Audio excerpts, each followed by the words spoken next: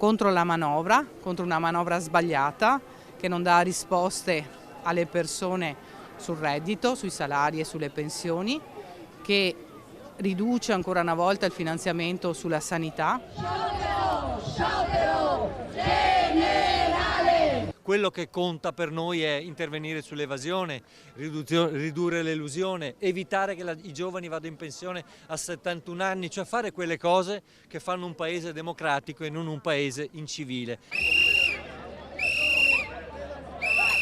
Siamo qui a manifestare anche noi precari. La nuova legge di bilancio non ci dà nessuna certezza e sicurezza e buone notizie. Siamo con i lavoratori delle poste, un'azienda sanissima che sta molto bene, che però applica un sacco di precarietà e rischia anche lo spezzatino, cioè la privatizzazione.